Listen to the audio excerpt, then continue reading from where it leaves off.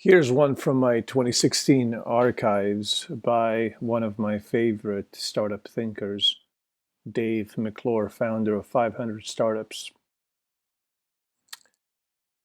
I don't know what he's talking about here exactly. I haven't read the article yet, but I did skim the top, and it's about a tech bubble again. And so seems to be on everybody's lips. Let's discuss the Unicorn Hedge. Why non-tech public companies are buying unicorn tech startups.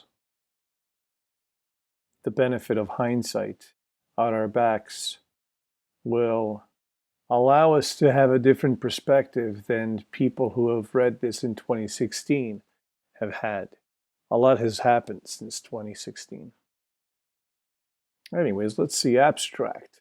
The press have been whining. There's another bubble in tech for years, but it hasn't happened yet. Meanwhile, VC-funded startups continue to raise capital, drive innovation, and disrupt incumbents.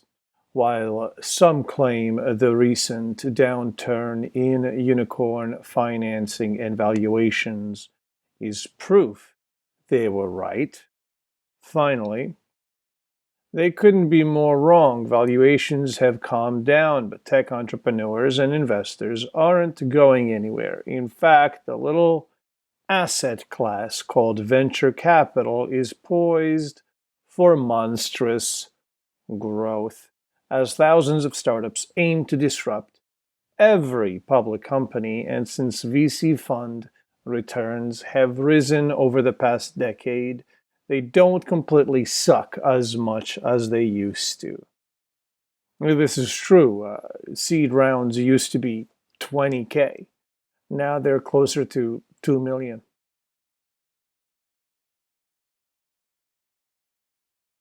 No, the next bubble is not in tech, where innovation and capital are never in short supply.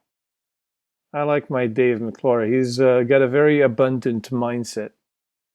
Rather, the real bubble is in far too generous PE multiples and valuations of global public companies, whose business models are being obliterated by startups and improved by orders of magnitude as more Fortune 500 CEOs recognize and admit their vulnerability to disruption. Expect them to hedge their own public valuations by buying the very same unicorns that keep them awake at night. Welcome to the Unicorn Hedge. The baseline assumption here, I certainly understand, but I just don't think Fortune 500 CEOs spend a lot of time worrying about dudes in garages. I'm not saying they shouldn't. I just don't think that they do. But hey, I wonder how that percentage breaks down. And of course, I'm sure they vacillate. One day thinking about some startup in some garage or an incubator. Another day not. I think we overestimate how much our competition worries about us. I think we overestimate that. Everybody in the press loves to write stories about the next tech bubble. Guilty. I see dead companies. Ha! Of course, they all think they've seen this movie before, twice in fact, in 2000 and in 2008. They think they know the script. They think they know the actors. I love Dave's way of sort of painting a picture. They love the roller coaster ups and downs, and just like M. Night Shyamalan, there's my buddy Dave right there. They love a big twist right at the end, except the twist that's coming isn't the one they're expecting.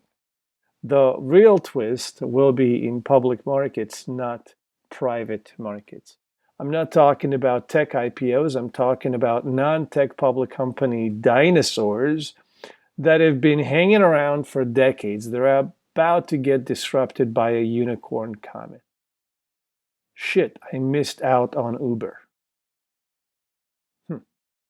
The real twist won't be tech founders or investors. I have no idea where Dave is going with this, and I don't even want to spoil the ending for myself by thinking ahead of where it might go. Uh, but so far, I love the actors. The real twist won't be tech founders or investors losing all their money on overvalued unicorns, though indeed that will happen too. The real twist will be watching a bunch of senile senior citizen Fortune 500 CEOs and out of touch Gordon Gekko private equity barbarians at the gate get beat like a drum by tech startups and VCs half their age and twice as greedy. That paints such a great picture. I don't think I think it's fundamentally flawed in the sense that nobody cares, but it is a nice picture. And it does motivate us to think that there's a Goliath out there that we must mount. The real twist is Wall Street finance getting disrupted by Silicon Valley tech and by NYC and LA tech too. Thanks for throwing us a bone, dude. The real twist is the S&P 500 not realizing their average PE multiple should be 5 to 10 instead of 15 to 25. Huh. The real twist is big oil and gas and automotive companies not realizing their market caps aren't just overvalued, but that in 10, 20 years they will go to zero as electric power and autonomous vehicles become the norm. The real twist is thousands of public companies hemorrhaging billions, I love that word, hemorrhaging, in losses and value over the next 10 years, like gigantic collapsing Manhattan skyscrapers in slow motion. Except that it might not be that slow. What I mean, we've been disrupted. Get those unicorns out of here. Another meme. I like that. Introducing the Unicorn Hedge. This is the reason Unilever bought Dollar Shave Club for $1 billion. This is also why Walmart is buying Jet.com for $3 billion, although that may be a bit desperate. This is why GM bought Cruise for $1 billion, why they invested $500 million in Lyft, and why they may even have considered buying Lyft for $5 billion. Of course, this might be risky, but it's no more risky than not doing anything and expecting to keep your CEO job intact and the stock price rising. Hedging your public company stock by buying potentially disruptive unicorns for only 5 to 10% of your market cap may be one of the simplest ways to diffuse the startup threat and keep on trucking. This is the Unicorn Hedge.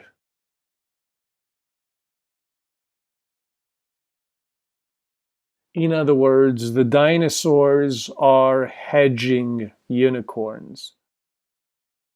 Great, great, sprawling imagery.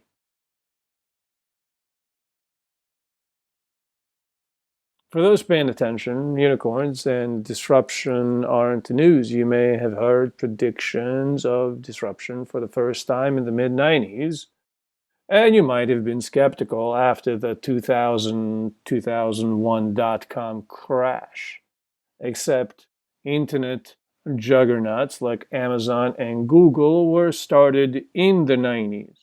You might have been skeptical again after 2008, 2009, except social platforms like Facebook and LinkedIn and Twitter and YouTube were started in the mid 2000s, and also the second coming of Apple, Steve Jobs, and the iPhone.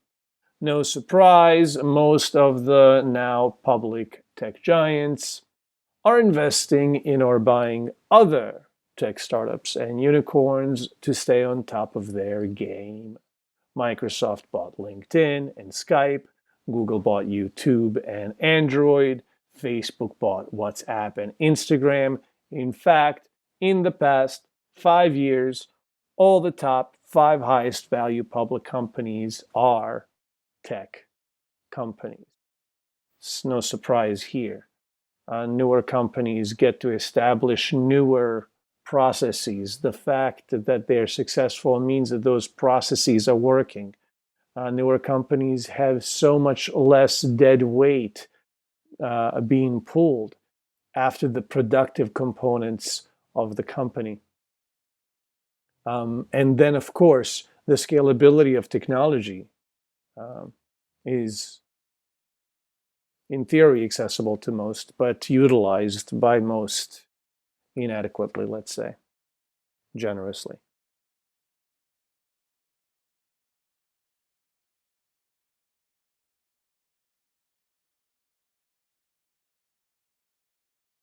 So what do you think is more overvalued, the average unicorn or tech IPO, or the average non-tech public company that hasn't innovated in over a decade? Even for those not paying attention, ever since Mark Andreessen wrote Software is Eating the World 5 years ago, and the Social Network movie became a blockbuster hit for millennials, smart people everywhere know the next revolution will not be televised. It will be untethered, unplugged, and viewed on a mobile phone running iOS or Android or Maui, and shared on Facebook, Snapchat, Instagram, or maybe on some new multi-user immersive VR or AR platform like Oculus or HoloLens or Magic Leap or Minecraft, or perhaps something even newer out of Seoul or Shanghai instead of Silicon Valley, delivered via drone or autonomous vehicle or via Hyperloop. Innovation isn't coming from NASA or Detroit anymore. It's coming from Tesla and SpaceX, from Stanford and Berkeley, from 500 startups and Y Combinator, a garage in Bucharest or Bangkok or Bangalore, or a startup accelerator in Mexico City, Istanbul, or Lagos, however you say that. Why rip good times, Dave? Sounds like good times are just starting. Now, it's true that tech bubbles do happen. However, it's also true some of the most valuable companies on the planet were started at the same time. Right. This is true. But I'm not on board with what the point that Dave is driving to. When it comes to the question of,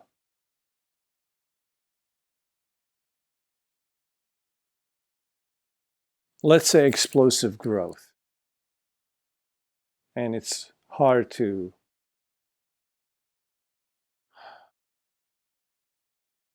characterize what a typical unicorn, let's say Uber, experiences. It's hold on for dear life type of thing. And so I sense the intimations of Dave attempting to subsume technology under some other category. However, I'm in the Terence McKenna camp when it comes to the matter of technology. And that is to say, there is only technology. But I will reserve my judgment. Let's see where this goes. However, it's also true some of the most valuable companies on the planet were started at the same time. Right, that's true. Apple and Microsoft were started around the same time. After Lehman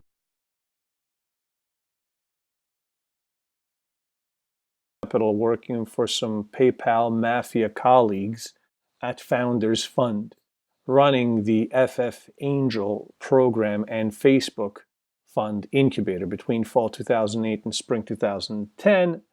I invested in three unicorns: Twilio, Credit Karma, and Lyft, then Zimride.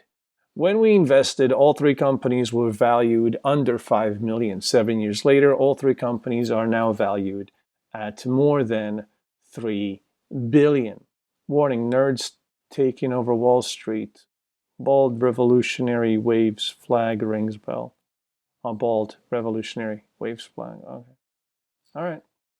Now, of course, I didn't just invest in three companies. I had to make lots of little bets in over 40 startups to get lucky enough to discover those outliers. Most of my investments failed. Some had small exits between 5 and 25 million, and few, like SendGrid, TaskRabbit, and Life360, are now valued at over 100 million. We call these companies centaurs. Another one, Wildlife Interactive, was acquired by Google for 350 million.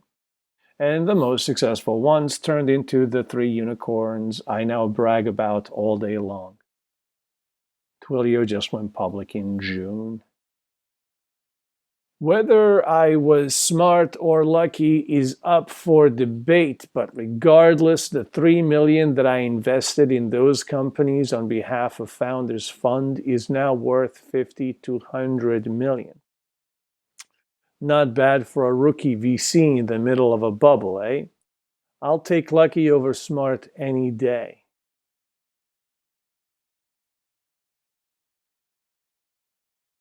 As it turns out, most unicorns and many tech IPOs are perhaps overvalued, but few of them are actually undervalued as well. Remember when Facebook went public at a valuation of over 100 billion and then dropped like a rock to less than 50 billion in under 3 months, and then rose like a rocket ship over the next 4 years to almost 7 times its post-IPO bottom. Who would have guessed that? You'd be happy as punch to have bought Facebook at the IPO price, but you'd be even happier to have bought it when it was valued at between 5 billion to 50 billion on the private market. Just ask Yuri Milner, founder of DST Global, arguably the godfather of the unicorn investment. In 2009, Milner invested 200 million in Facebook at a 10 billion valuation. And everyone thought he was crazy. Turns out he was crazy like a fox. And now Facebook is worth over 300 billion. Milner also famously invested in a bunch of other late-stage tech companies, including Airbnb, Twitter, Spotify, Snapchat, and WhatsApp. Most Russians will claim first man in space, Yuri Gagarin, as their hero, but my favorite, Yuri's last name, is Milner. Mr. Milner, please to forgive meme joke. Da? Da. You know, it's cool, 1 billion Bond villains. All right. That's cool.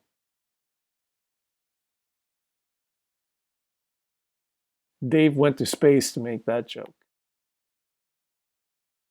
Good job, Dave. Of course, sometimes tech does get ahead of itself, and it's rare that even unicorns turn into Facebook. But many folks who got access to Uber or Airbnb shares at below 5 billion a few years ago might want to pat themselves on the back for making such a smart decision. Sure, there will be plenty of unicorns who go bust after receiving too much capital at too generous valuations. And many of those unicorns will have their horns cut off and get sent to the glue factory. Geez, yikes. But some unicorns are not overvalued and not overfunded. If you are the real deal, growing like crazy and scaring the bejesus out of CEOs at non-tech public companies they're competing with, there's that premise again. A few might be lucky enough to become the next Uber, Airbnb, or Twilio. This is the reason private equity and mutual funds are scrambling to figure out how to get into tech startups earlier and earlier rather than waiting until they go public later and later, long after they're worth billions. Yeah, my experience in the Silicon Alley startup scene is, well, it matches Dave's assertions here. So much so that nobody, at some point long ago, I remember people talking about private equity as an unlikely, let's say, alternative to angel or VC funding. I remember long ago that private equity being outside of the category.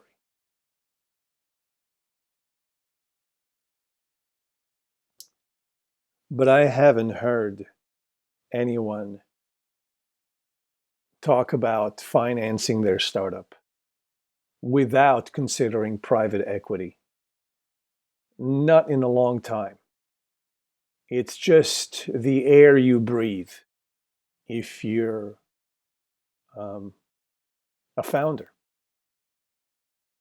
So,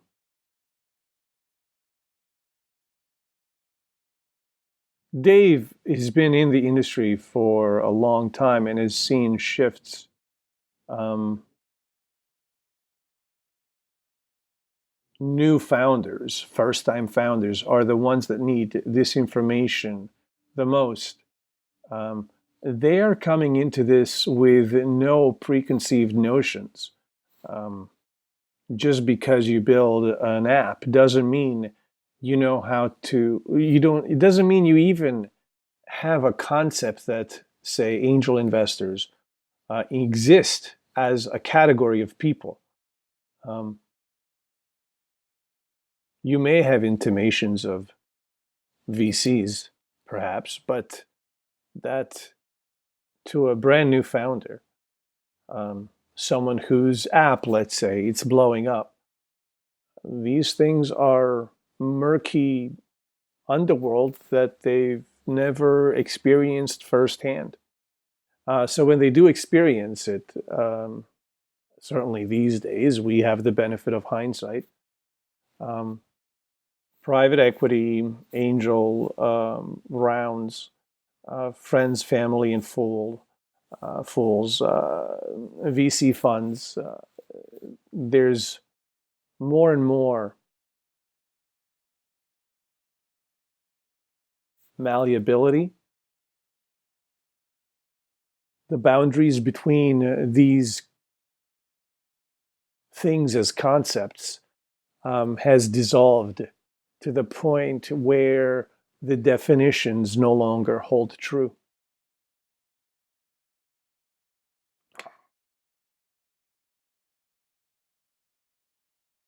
But it is good to point out how the space has evolved. Private equity was a bit of a side passage,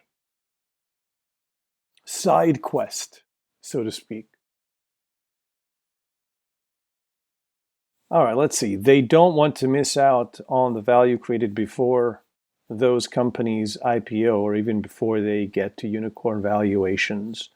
of 1 billion or more. As larger investors realize this, private equity, mutual funds, corporates, and sovereign wealth funds, they're jockeying to get access to early stage ABC rounds by investing in venture funds. In case you were wondering where venture funds get their money from, it is raised just like a startup raises a fund.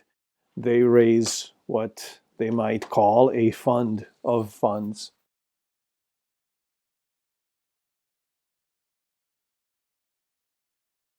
And then they dole it out to delightful startups.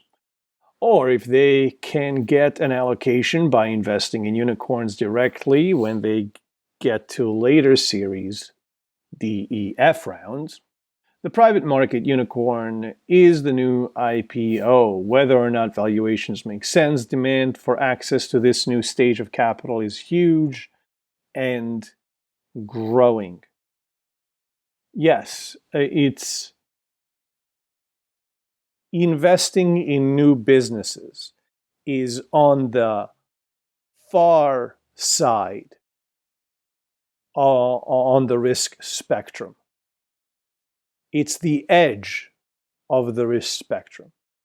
If you want safety, there's plenty of gold and 401ks and CDs and IRAs and stocks of various risk profiles, retirement funds, real estate. There's this whole category of safe investments. And investing in new companies and certainly first-time founders is on the total opposite end of that spectrum. It's the riskiest thing. And it's on the very edge.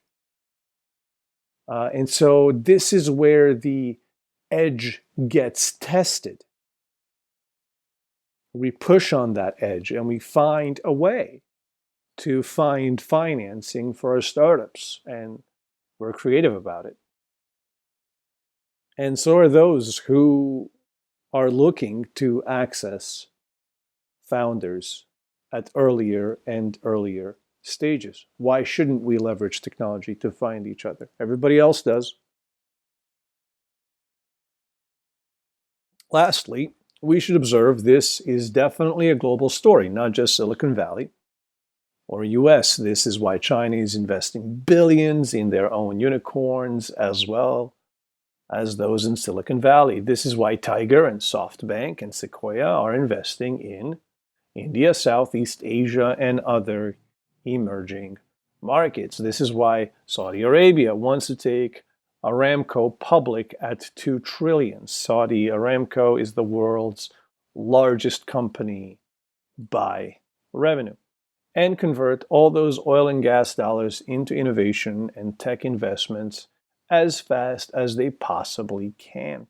It's also why the kingdom's public investment fund invested $3.5 billion into Uber at $62 billion valuation and wants to do even more. Hello, global venture capital. This is why every country on the planet is trying to duplicate the Silicon Valley ecosystem in their own backyard. Rather than California or Beijing, there are now over 3 billion smartphones around the world, and many of those customers speak English, but many more speak Mandarin, Spanish, Arabic, Hindi, or Malay. Right, but where are the credit cards, Dave? Where are the credit cards? You can expect many future unicorns to come from the US and China, but others will come from Nigeria, Pakistan, Brazil, and Indonesia. This is why 500 Startups invests in over 50 markets around the world. We might be early, but we sure as hell ain't gonna be late. Looking good, Billy Ray. Feeling good, Lois. That was a great movie. Summary. Expect more VCs and expect more unicorns. Expect more investment in startups and innovation. Expect more disruption. Yeah, of course, man. What else would be happening? To avoid this, expect more public companies' CEOs to spend some of their market cap buying a unicorn or two. Welcome to the Unicorn Hedge. I like that he coined that term for this particular thing, and it fits. Next up, learn why buying 10 centaurs is a better strategy than one. Okay. All right. So what are we to make of this article? Are we surprised that dinosaurs are buying up unicorns? Assimilation is the name of the game for the type of dinosaurs we're talking about. Large companies and conglomerates.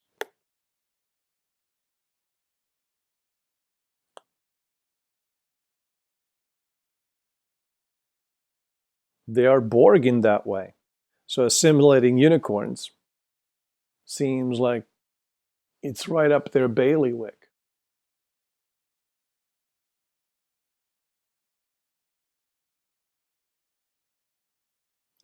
All right, let's see what people are saying. Is there any comments worth reading? Here we see Jean Barchart. I don't know how to say it. Found it witty and informative. The only thing to add is that just because an incumbent buys in early, it doesn't mean they will change in time.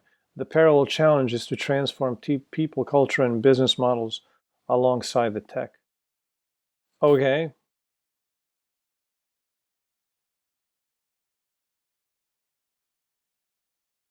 The only thing to add is that just because an incumbent buys in early, so a dinosaur, he calls it an incumbent, fine.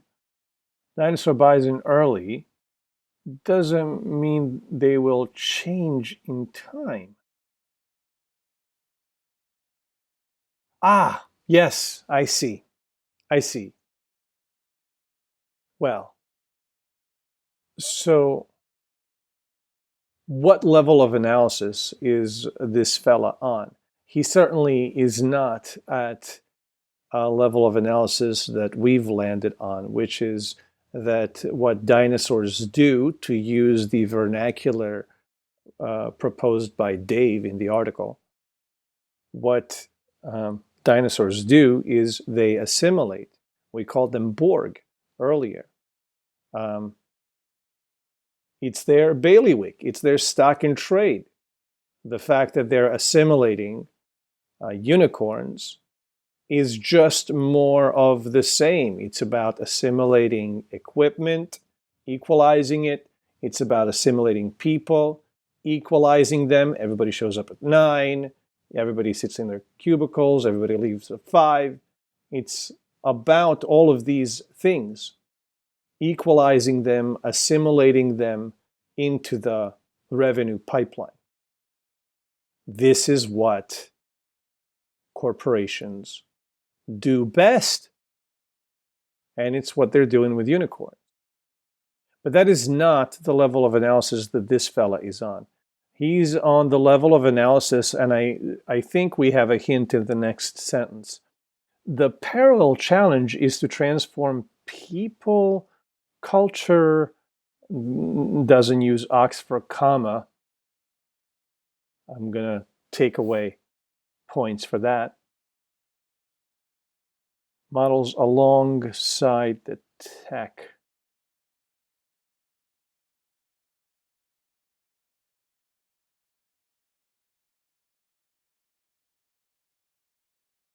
I fear to spend any more time on that particular comment. Let's move on. Let's see what Lorcan has said.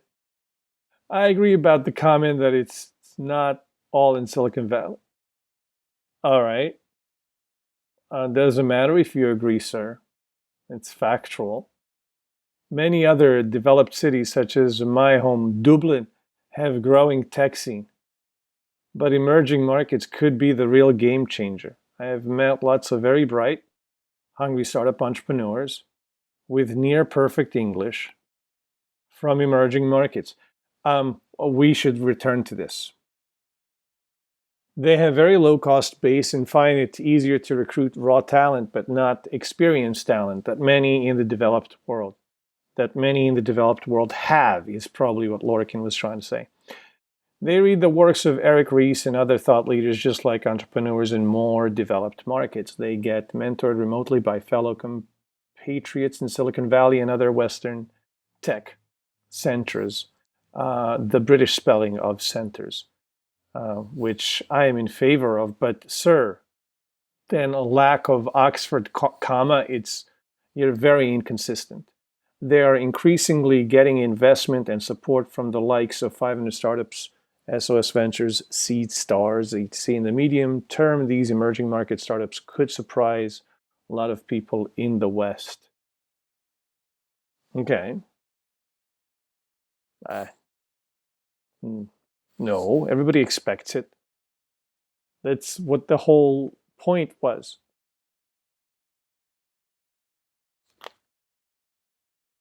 Anyway.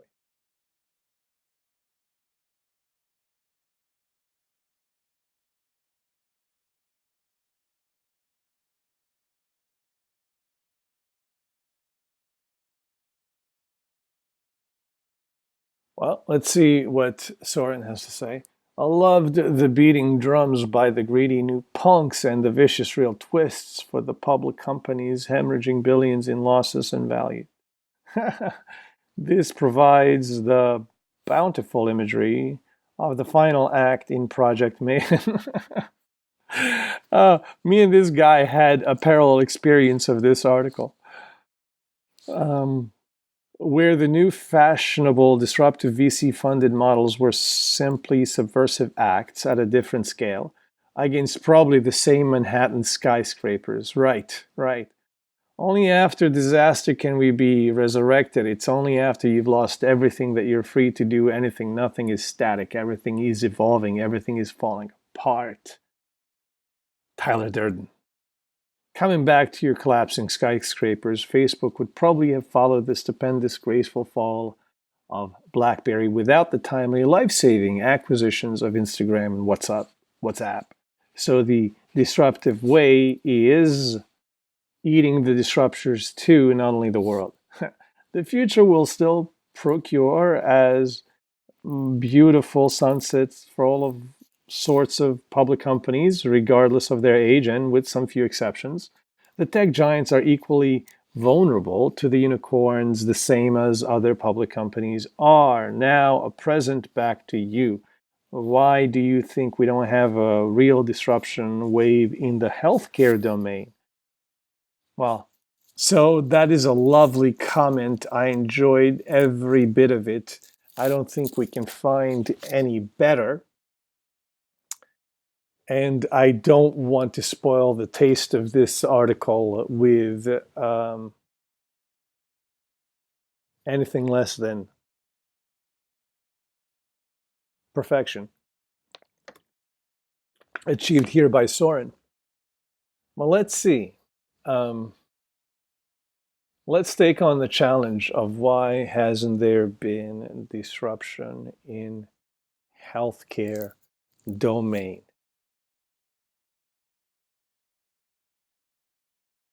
I think it's because people are afraid.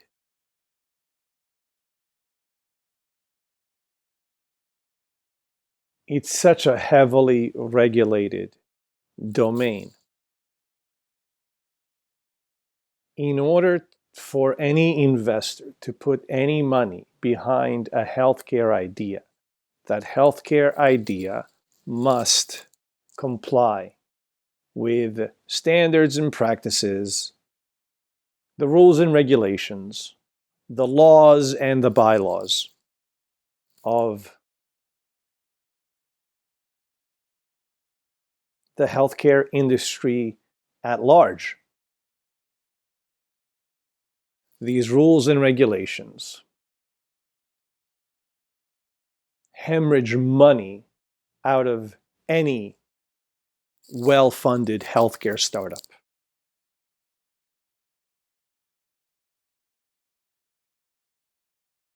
These rules and regulations are designed to slow down and keep the contenders at bay.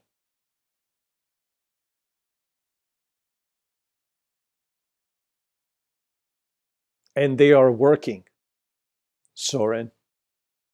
They are working to disrupt healthcare. You would have to build a business model that completely ignores, subverts, and otherwise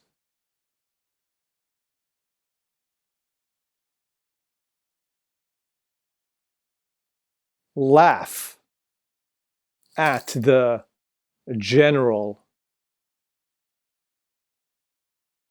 preponderance of rules in the healthcare domain. To do that, a founder would have to be fearless, and he would have to be self-funded, because no one with any sense would invest in such a startup.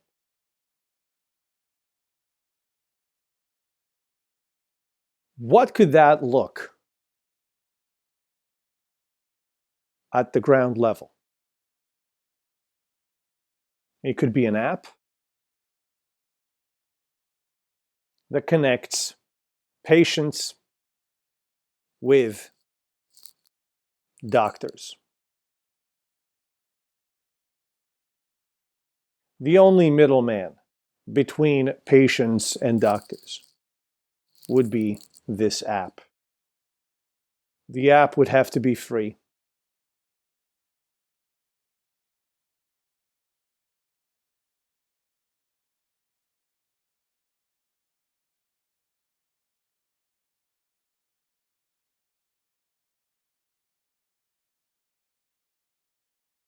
And you'd have to develop a customer base who wants to have house visits and a doctor base who want to do house visits, like in the olden days. And such plays have been attempted in the past.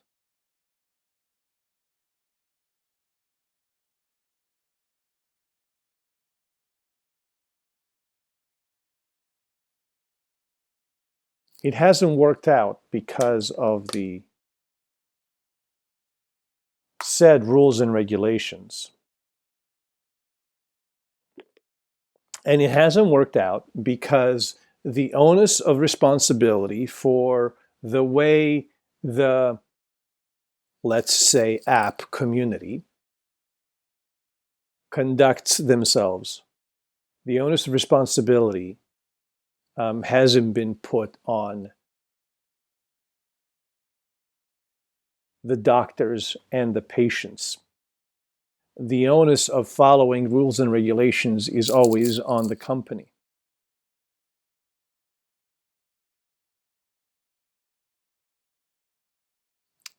Break one and you're liable to all sorts of lawsuits.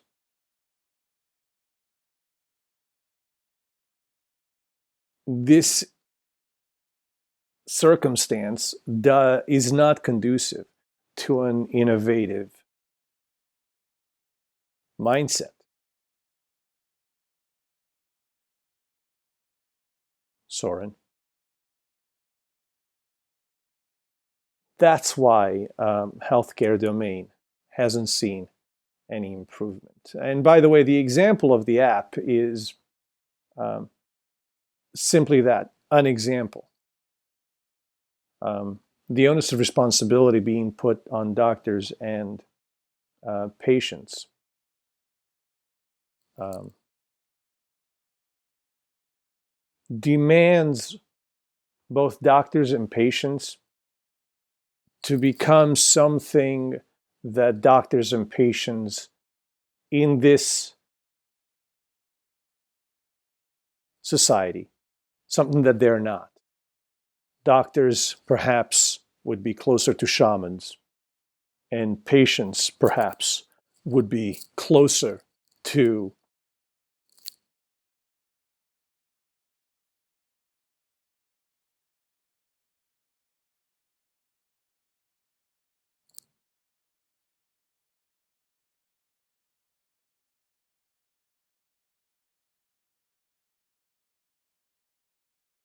less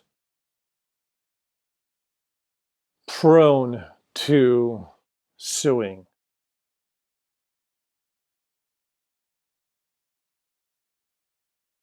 Because if this fearless founder was to laugh at all the rules and regulations, then certainly there would be an ample opportunity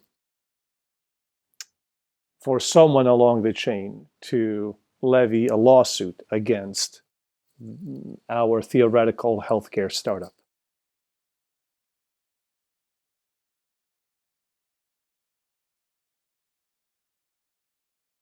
But with a cultural reframe,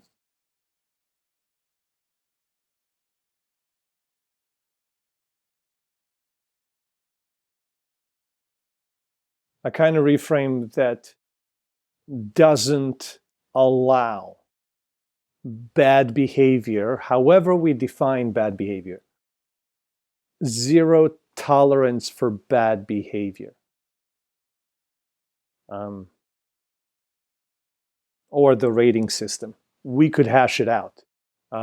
But I think this is why there's no innovation in healthcare. There's other similar industries that are heavy with rules and regulations. And of course, those don't get innovated on or disrupted much. But thank you, Soren, for a lovely comment. I enjoyed it, and I hope this was a satisfying answer.